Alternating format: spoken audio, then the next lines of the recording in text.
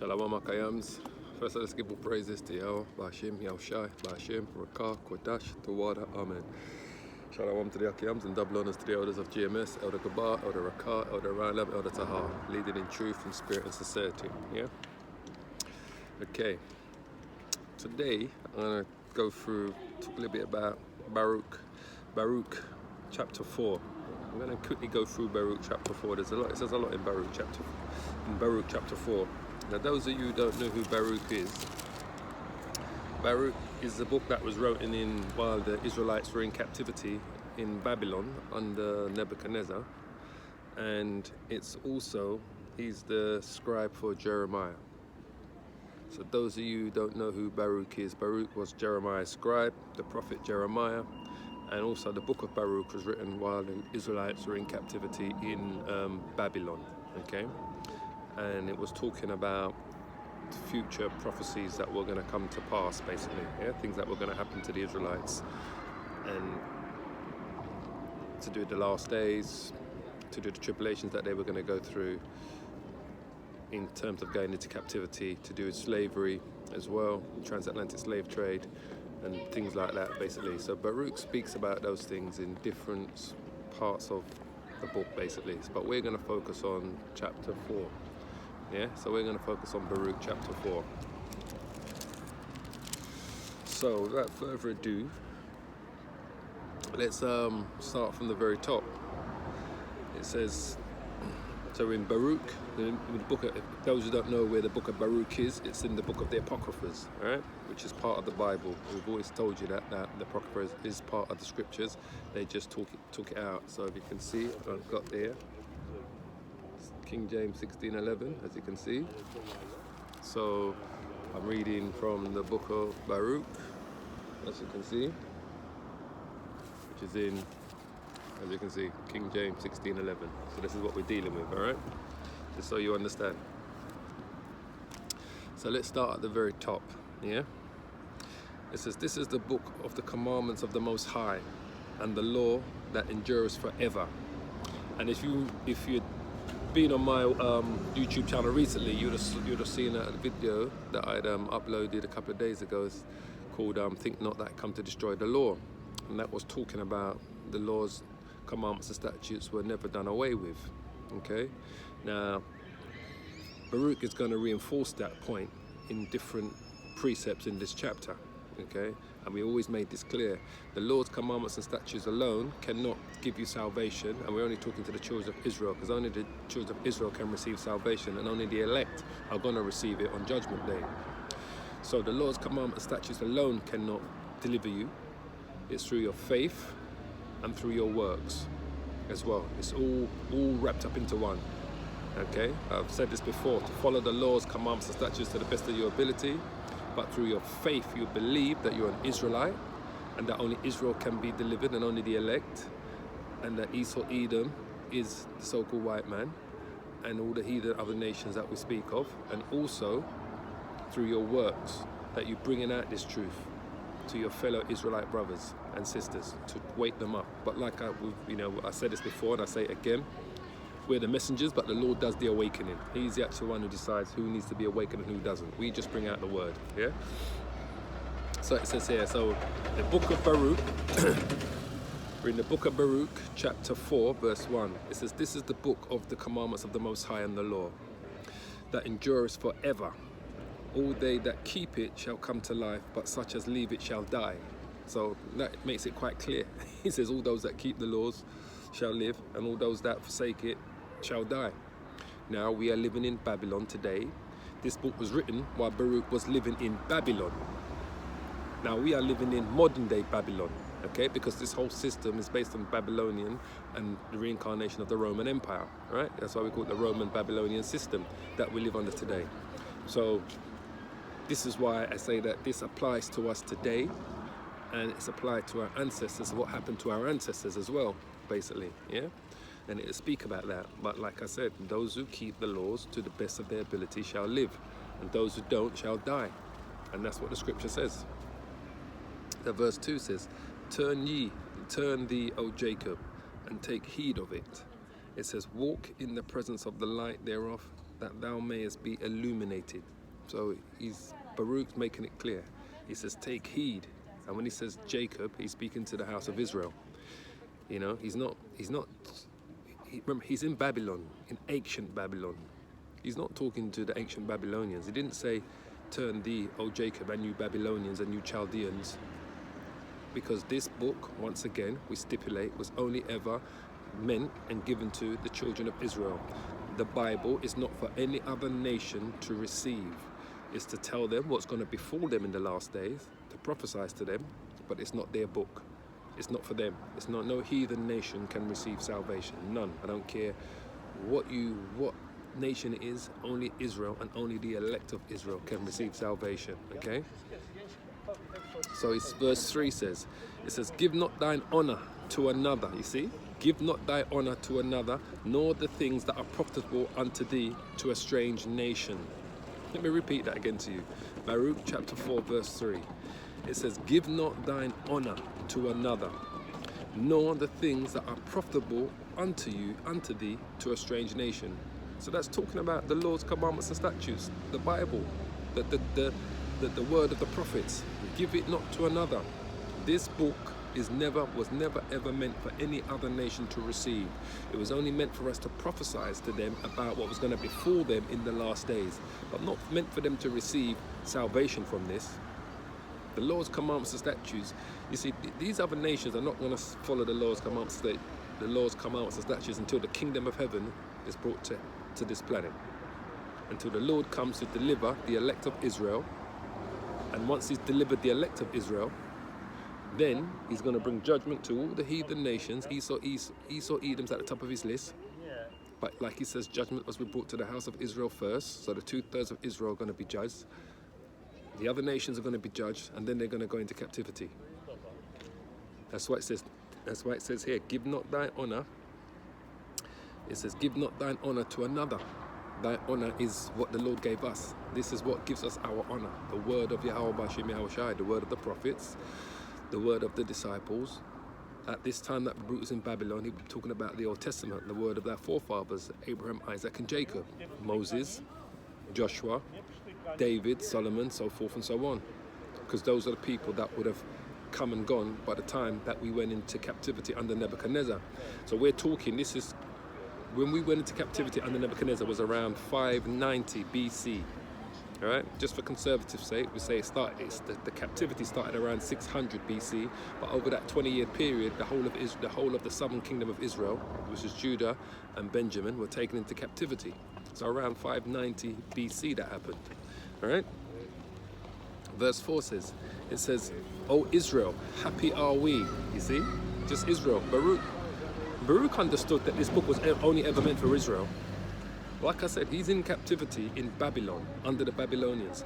But he's not trying to bring this message to the Babylonians. We're in captivity today. We are in the land of our captivity today, living in Babylon. But we are not bringing this message. We are not trying to bring this message. We're not trying to wake up the heathens. We're just warning the heathens. If they happen to walk by and listen to our videos, we're warning them. We're telling them what's going to befall them. But we're not bringing this message to the heathens because we're trying to deliver people from the heathen nations. No, the only people we're trying to wake up and deliver, which we can only bring the message, is to Israel. And then the Lord is going to sift the house of Israel and wake up the elect of Israel.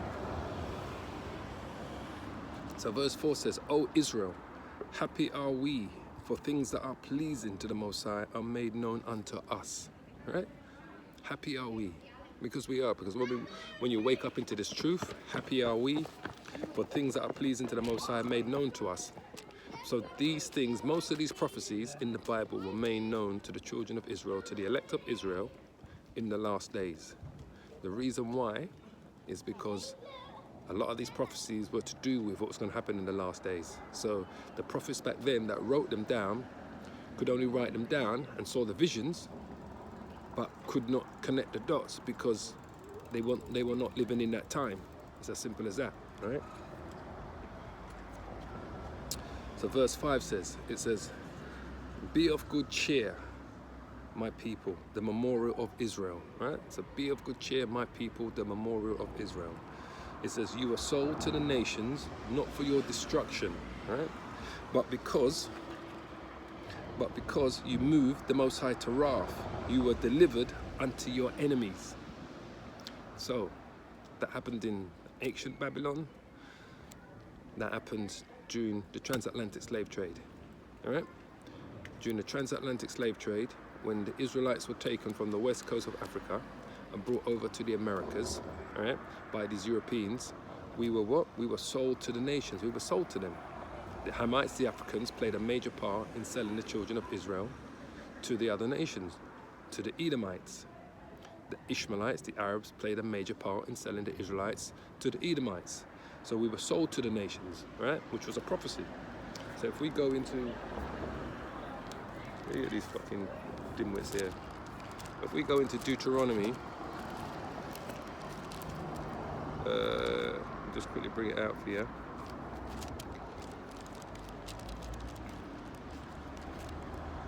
Deuteronomy 28 and 68. So if we go to Deuteronomy chapter 28, verse 68, it says, "And the Lord shall bring thee into Egypt again," which Egypt is what? America. As we know, America is spiritually known as Sodom and Egypt. It says, "And the Lord shall bring it into Egypt again by the way whereof I spake unto thee." It says, "Thou shalt see it no more again, and there you shall be sold unto your enemies for what? For bondmen and bondwomen, and no man shall buy you," which means no man shall free you, no man can redeem you. Only the Lord can come and redeem us from our captivity that we're living in. And in Isaiah 20, no, Ezekiel, in the book of Ezekiel, there's another prophecy just to make you understand. Ezekiel 4.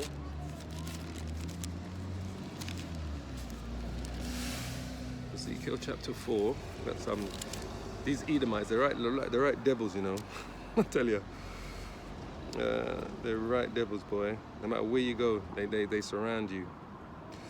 Ezekiel 4, I want. What's I'll eat? 1 second.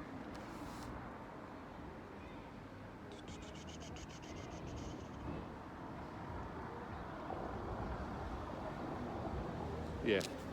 So, here's another prophecy to prove that again. Ezekiel chapter 4, verse 13. It says, "And the Lord said, even thus shall the children of Israel eat their defiled bread among the Gentiles, whither I will drive them." And that's what's happening to us. We're eating our defiled bread among the Gentiles where the Lord has scattered us. What is our defiled bread? These foods that they're giving us, because the majority of these foods that these Edomites make, manufacture and sell are full of chemicals. Now they're making us GM food to eat. Also, you got to think that many of our people eat these defiled foods. Many of our people eat these defiled foods, which are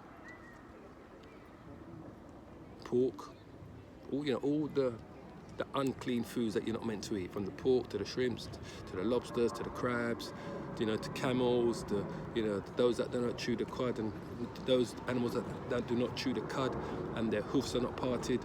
So many of our people are eating these defiled foods in this place, in the place where the Lord has sent us. So Ezekiel prophesies about that when he says there, Ezekiel chapter 4, verse 13.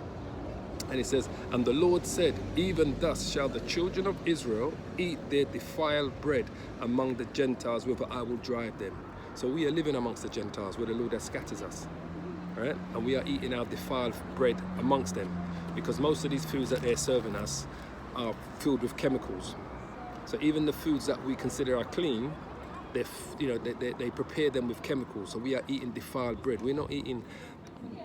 You think about the type of fertilizers that they use to grow these foods. And even though they may be clean foods according to the Bible, they're still defiled by the way how they're prepared and how they're grown. And then you've got the actual defiled food, which are the foods that the Israelites eat that they shouldn't be eating. Like I said, like pork, swine, crabs, shrimps, and those kind of foods. So when you go back to Deuteronomy 28 and 68, When you go back to Deuteronomy 28, verse 68,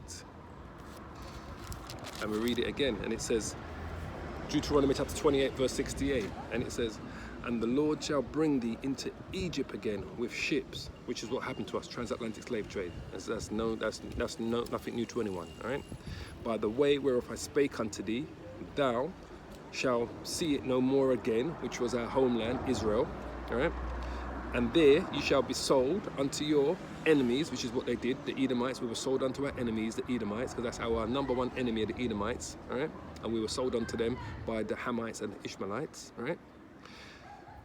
For bondmen and bondwomen, and no man shall buy you, which means no man shall redeem you, no man shall free you, all right? So back to the book of Baruch. So when we go back to the book of Baruch, chapter 4, verse 6, it says, you were sold to the nations, right? So in the book of Baruch, chapter 4, verse 6, you were sold to the nations, not for your destruction, as you can see, right? But because you moved the Most High to wrath. That's what we did. We stopped following the laws, commandments, and statutes. It's as simple as that. It says, you were delivered unto your enemies, and we were. We were delivered unto our enemies in Babylon, and we were also delivered unto our enemies during the transatlantic slave trade. We were taken down by our enemies in Jerusalem in 70 AD. But in terms of us being delivered unto them, that was during the transatlantic slave trade and during the times of Nebuchadnezzar. Because at this time, once again, you remember, Baruch is in Babylon under the captivity of the Babylonians, whose king is Nebuchadnezzar. All right? It says, verse 7, so it says, for ye provoked him that made you by sacrificing unto devils and not to the Most High. And that's what we did. We were involved in idolatry. We were worshipping idols. We were worshipping other nations' gods. So this is why the Lord had enough of Israel. For the northern kingdom, he had already taken them away. How did he do that? Shalmaneser. They were the first ones that was committing household idolatry, was the northern kingdom. They were taken away into captivity by Shalmaneser, the fifth, the sixth, I believe. Either the fifth or the fourth, King Shalmaneser of Assyria. And that happened in 725 BC, all right? And then the southern kingdom was taken into captivity by Nebuchadnezzar in 590 BC. And then, once again, Israel, Jerusalem, was taken under siege and destroyed first by Antiochus, the Greeks. It was another time of our distress, and it was the Maccabees that came to our rescue in the name of Yahweh Hashem Yahushai. Then after that, it was 70 AD under the Romans. Destroyed, burnt down the temple, killed over 1 million of Israelites, and over 1.5 million of us fled to the west coast of Africa. And then probably about another 1 million fled up into Europe. But the majority of Israelites fled to the west coast of Africa and settled there for 1,500 years until the beginning of the transatlantic slave trade. And then that was the last time the Lord sold us unto our enemies into captivity, when we was taken on by a nation that we did not know their language or their tongue. Because it was the Spanish that came, the Portuguese that came, the English that came. Those were the three main nations that played a part in our captivity. That's why South America speaks Spanish and Portuguese. And then you've got North America that speaks English. And then you've got most of Canada that speaks, well, they speak English and French. So the French played a major part as well.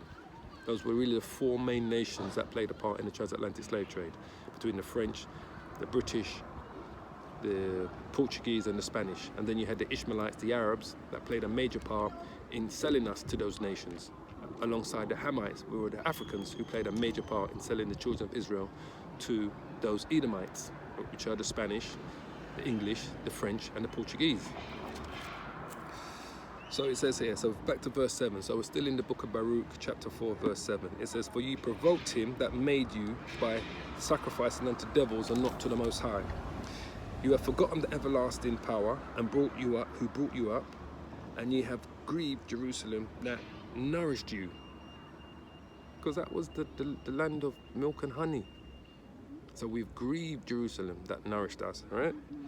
It says, for when she saw the wrath of the Most High coming upon you, she said, hearken, O ye that dwell about Zion. The Most High has brought upon me great mourning. And that's what happened to Israel.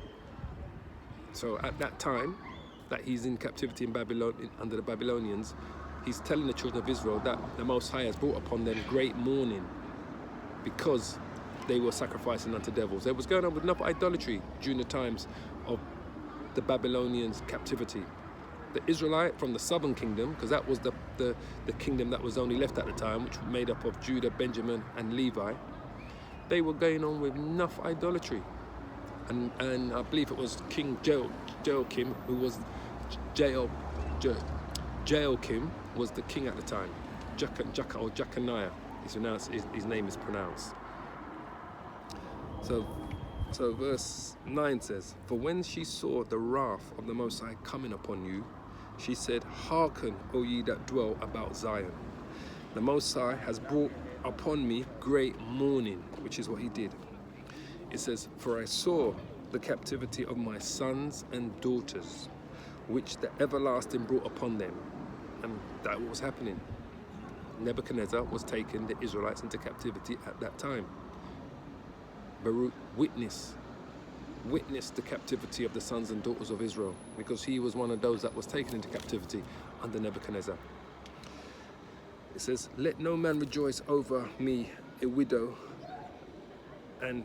Verse 11, it says, With joy I did nourish them, but sent them away with weeping and mourning.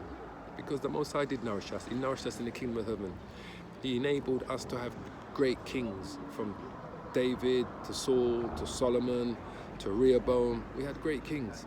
Josiah was a great king. Hezekiah was another great king. But as time went on, we went off, we continued going off, until it just became a commonplace, having high groves inside the land of Israel, worshipping idols. It says, Let no man rejoice over me, a widow, and forsaken of many, who, for the sins of my children, am left desolate, because they departed from the law of the Most High. Once again, this is why the Most High allowed Nebuchadnezzar to take the Israelites, the southern kingdom, Judah, the kingdom of Judah, into captivity, because they did what? They departed from the laws of the Most High. Verse 13 says, They knew not his statutes, nor walked in his ways. They knew not his statutes, nor walked in the ways of his commandments, nor trod in the paths of discipline in his righteousness. Right? It says, Let them that dwell about Zion come, and remember ye the captivity of my sons and daughters, which the everlasting has brought upon them. Because every time Israel went into captivity, it was the Most High that did it. He raised up another nation, another kingdom, to have the power to overpower Israel and to take them into captivity. And every time he did that, it's because Israel departed from the laws of the Most High. Just like he said there, we read it again, verse 13. It says, They knew not his statutes, nor walked in the ways of his commandments, nor trod in the paths of his discipline and his righteousness. And the same thing applies today. Many of us do not walk in his statutes or his commandments, or in the paths of his discipline, of his righteousness, because we're so entwined with this Babylonian, Roman society that we live in. So whether you're in America, England, Australia, Europe, France, Germany, whether you're still on the west coast of Africa, in Ghana, Nigeria, Mali, Cameroon, Benin, Congo, whether you're in the West Indies, Jamaica, Trinidad, whether you're in South America, we have forgotten his ways, and we've departed from the discipline of righteousness. So this is why we had to go into captivity. But I say this and I say it again, we are coming to the end of our judgment, of our punishment. The Lord he's coming to the end of Jacob's chastisement. There's still more to come, but we're at the end of this thing. But the end is going to be very bloody and very, very, very destructive. Painful. There's going to be a lot of weeping and mourning. Believe me when I tell you. All right? for what the Most High has got planned for the nations. It says, let them that dwell about Zion come, and remember ye the captivity of my sons and daughters, which the everlasting has brought upon them. All right? Verse 15, it says, for he has brought a nation upon them from far. All right? A shameless nation and a strange language. All right? Who neither reveres old men nor pitied child. So that's what happened to Israel. When those Edomites came to take us from the west coast of the west coast of Africa, we had never heard their language. We didn't know Spanish, we didn't know Portuguese, we didn't know English. They were a shameless nation. These Edomites that came from Europe. They're a shameless nation, just like it says here, right? And they came with what? A strange language. They had a strange language. We read it again, verse 15. So we're still in the book of Baruch, chapter 4, verse 15. It says, for he has brought a nation upon them from far, a shameless nation, and a strange language, who neither reveres old man nor pity child. Because these people had no pity or mercy for our children. Everyone was shackled on their transatlantic slave ships. Everyone had yokes of iron put on them, whether it was women, children, whether they were pregnant. They cared not how they treated us during the what we call the Middle Passage. And then when we arrived in the Americas, it was even worse. There was less dignity. Now they had us literally in their hands now. They could do what they wanted with us, and which they did, because we became their property. They neither revered old men nor pitied children. And it's a fact. And this is why when the Lord says that he that leads into captivity shall go into captivity, Revelations 13 and 9, and he that killeth with the sword must be killed with the sword. Here is the patience and faith of the saints, who are the saints, the Israelites. So what was done to us will be done to them. But I'm trying to give you an understanding why it was done to us, because we stopped following the laws, commandments, and statutes of the Most High. We departed from the ways of righteousness. We were no more disciplined in our righteousness.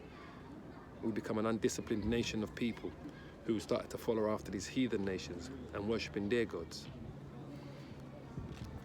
So verse 16 says, it says, these have carried away the dear beloved children of the widow, and left her that was alone, desolate without daughters. Because you got to remember, when they were snatching the men from the west coast of Africa, they left many of our women as widows. All right? When they were snatching the children, remember, it was like whoever they could capture and snatch. And the Africans, the different African tribes played a part in doing that.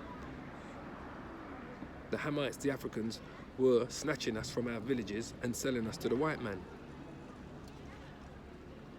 They were selling us to Esau, Edom, and they was getting guns and, the different things that they were bringing in from Europe and showing them and selling them. They was trading our people, the Africans and the Ishmaelites, which are the Arabs, were trading the Israelites that settled on the west coast of Africa that was there, in Ghana, Nigeria, in Benin, in Congo, from Mali to Cameroon, then all the way down Togo.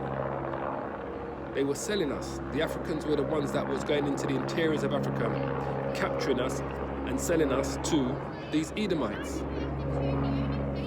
So it says here,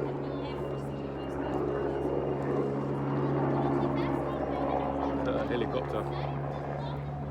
Go back to verse 15 again. I'm going to read from top of verse 15 again. It says, for he has brought a nation upon them from far, a shameless nation and a strange language, who neither reveres old man nor pitied child.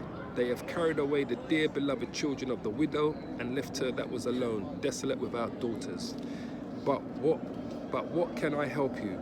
For he that brought these plagues upon you will deliver you from the hands of your enemies. So ultimately, like I said, the Most High is going to send his son Yahushai, alongside the archangels, Michael, Gabriel, Ariel, all the 7 archangels, alongside the legions of angels, to deliver us from this devil, to deliver us from our captivity. Because we are living in captivity. I'm here in England today. I am in my captivity. Don't get this twisted. Because we can sit out here freely doing these videos now and standing on the highways and byways to bring out this word. We are in our captivity. This is Esau's kingdom that we're living in. But ultimately, the Lord is going to send his son alongside the archangels, alongside the legions of angels, to gather the elect of Israel, to deliver us from our enemies, Esau, Edom, and these heathen nations, and then to bring judge and make war with them. Simple. It's not that hard to understand what's going to go down in the last days. So verse 19 says, "Go your way, O my children, go your way, for I am left desolate." Right? It says, "I have put off the clothing of peace and put upon me the sackcloth of my prayer. I will cry unto the everlasting in my days." Right? It says, "Be of good cheer." Listen carefully. It says, "Be of good cheer, O my children. Cry unto the Lord." This is what we do. When we pray, we're crying unto the Lord. Because the more of us cry unto the Lord, the sooner this thing will take place. But 2/3 of us are having what we say in England, a bloody good time, mate. and that's the problem. They're having a bloody good time in Esau's kingdom. They're not crying unto the Lord. You know, it's only when they're in some deep difficulty they want to turn to the Most High. But they're not truly crying unto the Lord. They're not crying unto the Lord to bring an end to Esau, Edom's kingdom and rulership. They're quite happy living in Babylon, in this reincarnation of the Roman Empire. They're quite happy living in it. Why? Because they have built their own little riches and settlements and homes and so forth, and inside this kingdom. They're not looking for this thing to fall apart. They think they can work with these Edomites to better it, which is never going to happen. So they're not crying unto it. Only 1/3 of Israel, only the elect of Israel are going to cry unto the Lord. All right? Only the elect are going to cry unto the Lord, because only the elect want to see an end of Esau, Edom's kingdom. Verse 21, it says, "Be of good cheer, O my children. Cry unto the Lord. He shall deliver you from the power and the hand of the enemies." You understand? Because we understand this. We understand that this is what the ultimate end is. He is going to deliver us, because we consider ourselves the hopeful elect. So we understand that the Lord is going to deliver us from this wicked kingdom that we're living in, this place where we're eating our defiled bread among the Gentiles. All right? It says, "For my hope is in the everlasting, that he will save you, and joy is come unto me from the Holy One." All right? So Baruch knows, even Baruch knew. Even back then, Baruch knew, because Baruch knew from the prophecies of Jeremiah that Israel was going to be in captivity for 70 years. So he knew that they were going to be delivered then. But this also applies to now. This saying that Baruch is prophesying here also applies to now. That we, just like the Israelites were delivered out of Babylon when Cyrus, the king of Persia, came into power. Because remember, it was Cyrus who took down the Babylonians. It was the Persians who defeated the Babylonians. All right? Just like how Daniel prophesied in the book of Daniel, chapter 8, chapter 7. They all speak about that. All right? So it says, "For my hopes are in verse 22. Baruch chapter 4, verse 22. All right? It says, "For my hope is in the everlasting, that he will save you, and joy is come unto you from the Holy One, because of the mercy which shall soon come unto you from the everlasting our Saviour. For I sent you with your mourning and weeping, but the Most High will give you to me again." You understand? He's going to give us. We're coming back to his. Listen, the Lord is coming to deliver us. We just got to have faith, be patient. What do we say? What is faith? Faith is the substance of things hoped for. The what? The evidence of things not seen. So in our faith, we're waiting on this deliverance, because we read about what the prophet said about our deliverance. We read about what the prophet said about our weeping and our mourning and what we're going to have to go through. We read about what Isaiah said about Jacob's trouble. That's to come. We were kind of in the beginning of Jacob's trouble, but it's going to start getting worse for a lot of our people before it gets better. But we understand that we're at the end of this shit. So it says, For I sent you out with mourning and weeping, but the Most High will give you to me again with joy and gladness forever. It says, "Like as now the neighbors of Zion have seen your captivity," because everyone's seen our captivity. Everyone knows about our captivity. Everyone knows about us going into the transatlantic slave trade. So everyone knows of our captivity.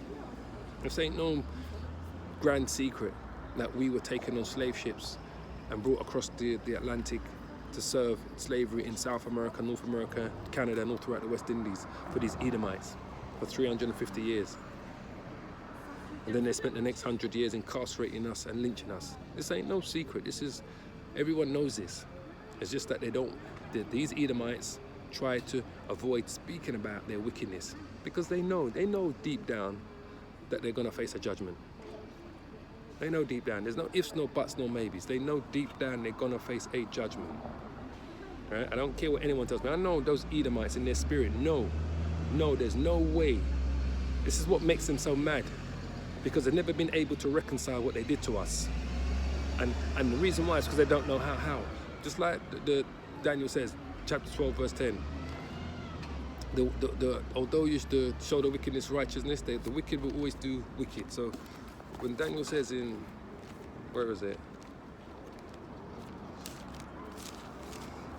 In Daniel chapter 12, verse 10, it says, many shall be purified and made white and tried. That's Israel. Many of us are going to be purified and be made white and tried. Made white means salvation, right? But it says, but the wicked shall do wickedly. That's Esau, Edom. And this is why they can't, and I said this before. And none of the wicked shall understand, but the wise shall understand. Because they don't understand. They don't know how to do righteousness. That's why they was never able to reconcile this thing with what they did to our people. So what they tried to do, they tried to give you breadcrumbs of a movie here, a movie there. And after they're giving you a few breadcrumbs, and what they do after that, they try to pacify you with their bullshit. But it's never going to happen. Nothing that they can do is going to redeem them, these Edomites, from their judgment. So it says, so I read verse 23 again. So Baruch chapter 4, verse 23. It says, For I sent you out with mourning and weeping, but the Most High will give you to me again with joy and gladness forever. It says, like as now the neighbors of Zion have seen your captivity, right? Because they have. All of our neighbors have seen our captivity. This is not hidden from anyone. They've all seen our captivity, right? It says, this is beautiful. So we're in verse 24, Baruch chapter 4, verse 24. It says, like as now the neighbors of Zion have seen your captivity, so shall they see shortly your salvation from our power, right? The Most High, which shall come upon you with great glory and brightness of the everlasting. They're going to witness our salvation. The whole planet Earth is going to witness the salvation of the elect of Israel. The whole planet Earth. Remember, it tells you in,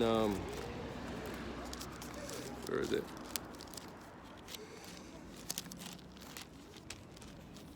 It's not losing my place here.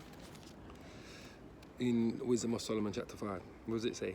Chapter 5, verse 1. It says, then shall the righteous man stand in great boldness before the face of such as have afflicted him and made no account of his labors. This is what we're doing on the highways and byways. We stand in the face of those that afflicted us, right?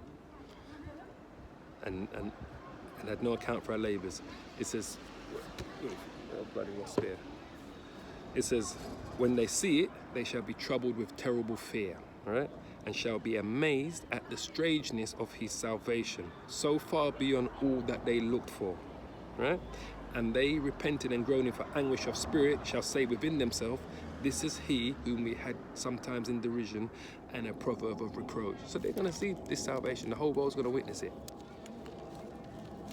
No one's not going to see this. No one's not going to witness. The whole world is going to witness our salvation, right? So it says, where are we? So it's in verse 24. Back to Baruch chapter 24, verse 24. It says, like as now the neighbors of Zion have seen your captivity, so shall they see shortly your salvation from the Most High, which shall come upon you with great glory and brightness of the everlasting. Right? It says, my children, suffer patiently the wrath that is to come upon you from the Most High. That wrath is going to be Jacob's trouble. That's the last part of our wrath. Right? We've gone through the major part, which was the transatlantic slave trade, but now we're coming to the end of our wrath. So we're going to have to go through what we call, I think it's, just quickly bring it up here. Jacob's trouble.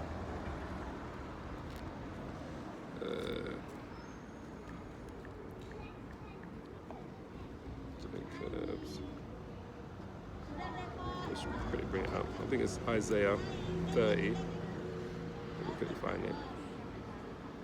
Jeremiah 30. So it says, alas, so in Jeremiah chapter 30, verse 7, it says, alas, for that day is great, so that none is like it. It is even the time of Jacob's trouble, but he shall be saved out of it. So this is going to be the end part. This is the last part of our, which is going to be when this mark of the beast comes in and World War III kicks in, right? When all of these governments become totalitarian or authoritarian, right? You're going to see that. You're going to see these governments are going to be hard right-wing governments that are going to be based on totalitarian rulership and authoritarian rulerships. And then the mark of the beast is going to be implemented, which is going to be the RFID chip, right? And then World War III is going to kick in. Remember, it tells you in the book of Revelations, right? Where is it? Sorry. In the book of Revelations, 12 and 12 I want. Hold on. Yeah, the book of Revelation, chapter 12, verse 12. So it says, therefore, it says, rejoice ye heavens, and ye that dwell therein. It says, woe to the inhabitants of the earth and of the sea, for the devil, which is Esau Edom, so-called white man, for the devil is come down unto you, having great wrath, because he knoweth that he has but a short time. You understand? He knows, Esau Edom, the elites of these people know that their time is coming to an end. They know that. So when we go back to Baruch chapter 4, verse 25, it says, my children, talking about the children of Israel, the Israelites, right? Latinos, Hispanics, Mexicans, Puerto Ricans, African Americans, West Indians and Caribbeans, Haitians, Dominicans, all those that descend from the transatlantic slave trade and were scattered to the four corners of the world. That's who it's talking about, the children of Israel. It says, my children, suffer patiently the wrath that is come upon you from the Most High, right? For thine enemy has persecuted thee, but shortly thou shalt see his destruction and shalt tread upon his neck. Let me read that again to you. Because people seem to think that this thing is a joke, what's going to befall Esau, Edom, and these heathen nations. Baruch chapter 4, verse 25. It says, my children, suffer patiently the wrath that is come upon you from the Most High. For thine enemy, which is Esau, Edom, the Edomites, and these other heathen nations that have been confederate with them, it says, thine enemy has persecuted thee, but shortly thou shalt see his destruction and shalt tread upon his neck. No ifs, no buts, no maybes. All right? So Baruch understood this, why he wrote this down. It says, my delicate ones have gone rough ways and were taken away as a flock caught of the enemies. And they were. We were taken away in the transatlantic slave trade. We were taken away during the invasion of Nebuchadnezzar in Babylon. We were taken away 70 AD during Jerusalem, 70 AD destruction, you know. It says, be of good comfort, O my children, and cry unto the Most High. And that's what we do. We sigh and cry for the abominations that we see going on in society, because we know that's the only way that if the more of us sigh and cry, the sooner we get to that time. It says, be of good comfort, O my children, and cry unto the Most High. Right? For you shall be remembered of him that brought these things upon you. He's not forgotten us. That's why he's coming to deliver the elect, because the 2/3 of our own people are not going to accept this truth. They're going to continue uplifting this Roman, Babylonian, Edomite empire that we live under. They're going to continue building this society up. They're going to continue. They're not going to be condemning it. They think they can fix it. And we know there's only one fixer, and that's Yahushua. So he says, verse 28 says, for as it was your mind to go astray from the Most High, because it was, that's what we did. We went astray from the Most High. Why? We stopped following the laws, commandments, and statutes. It was our mind to go astray from the Most High. It was we caused that. So it says, so be in return, seek him 10 times more. That's why we do this work so diligently. Because we understand that when the Lord says we've got to seek him 10 times more, we do this work diligently. You understand? That's why it says seek him 10 times more. We don't rest up on bringing out this word because we understand what it's going to take to deliver us and to deliver our family if we are considered the elect. We say we are the hopeful elect, but we pray that we are, through our faith, our works, and through our faith and our works and our beliefs, that we will be delivered on the day of judgment. All right? Verse 29, it says, "For he that has brought these plagues upon you shall bring you everlasting joy again with your salvation." You understand? So all these plagues that was brought upon us, the transatlantic slave trade that was done to us, the genocide that happened to the Native American Indians, the incarceration and the lynching of our people, right, from the Ku Klux Klan and these white people, the economic destruction of our people, the moral destruction of our people, right, going right down to this whole system that was built, that's based on white supremacy, was built to destroy the children of Israel and anything godly, right?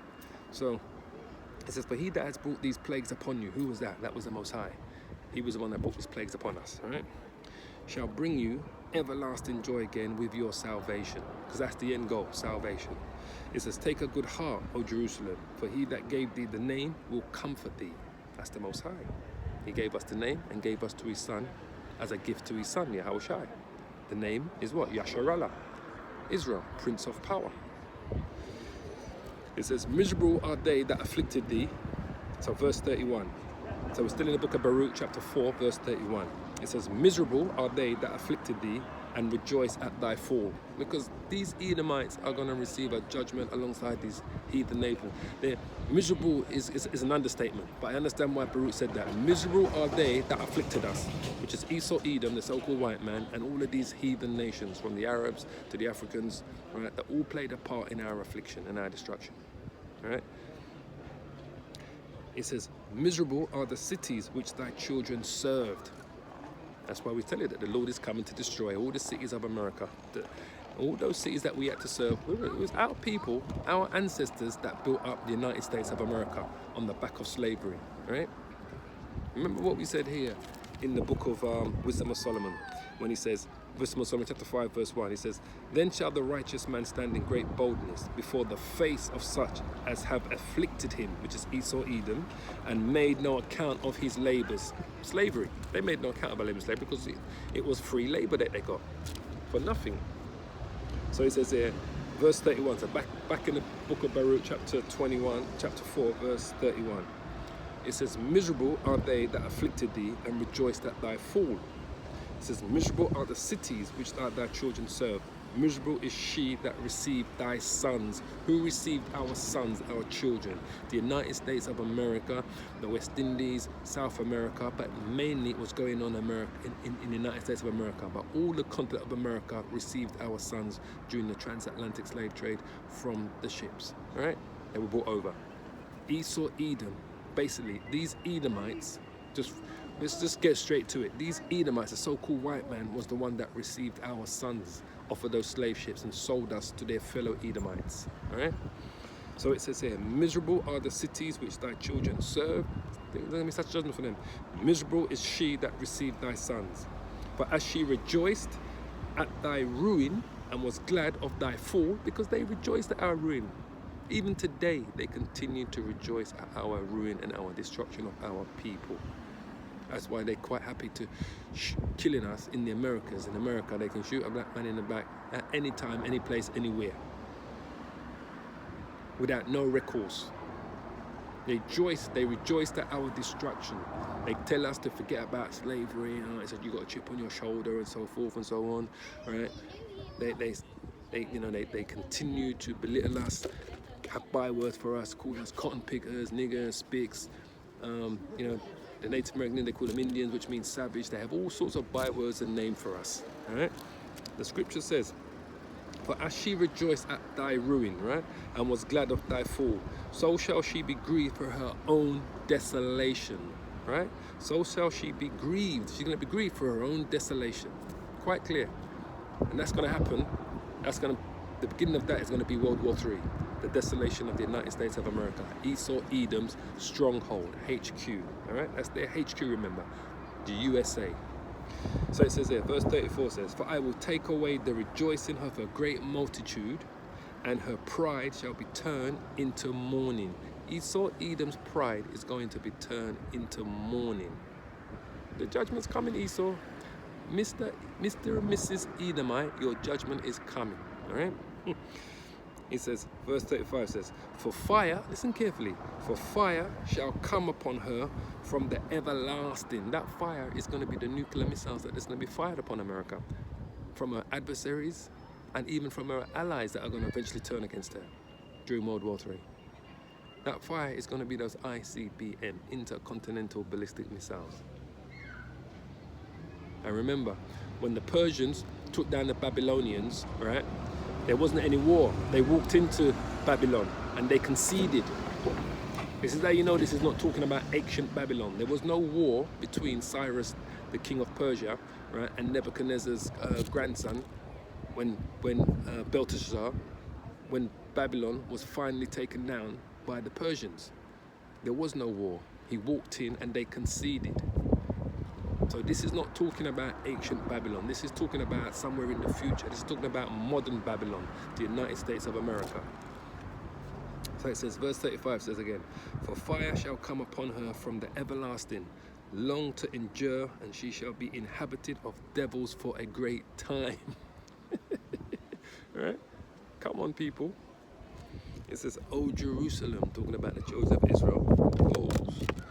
It says, "O Jerusalem, look about thee towards the east, and behold the joy that cometh unto thee from the Most High.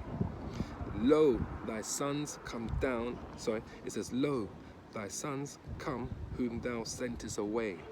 They come gathered together from where? From the east to the west, by the word of the Holy One, rejoicing in the glory of the Most High." That's the salvation, that's the deliverance, because we were scattered to the four corners of the world. So when he says here, read it again, this is the last verse, verse 37, it says, "Lo," right? "Thy sons come whom thou sentest away. They come gathered together from the east to the west, by the word of the Holy One, rejoicing in the glory of the Most High." And that's salvation, that's deliverance. That's what it's all about. Ultimately, is that after this total chastisement that we're going to receive, we're going to receive salvation. No ifs, no buts, no maybes. All right? For the elect and the children of Israel. Just so you understand. So I just really wanted to just go through Baruch chapter 4 to give you an understanding and pray that this was an edifying lesson to the elect of Israel. Right? To the brothers and sisters that tuning in, and it lifted up your spirit to know that the end game is judgment for Esau, Edom. The end game is salvation for the elect of Israel. Right? Just like Baruch said here, that we are going to be stepping on them, just like how they enjoyed stepping on our necks. But it says, "My children suffer patiently." Right? This is verse 25. Or just recap on verse 25. Baruch chapter 4, verse 25. It says, "My children," which are the children of Israel, "suffer patiently the wrath that is to come upon you from the Most High, Jacob's trouble. For thine enemy has persecuted thee, but shortly thou shalt see his destruction and shall tread upon his neck." So soon we're going to be treading upon Esau, Edom's neck, right? And all the other heathen nations that allied with them. So keep up the faith. Keep tuning in.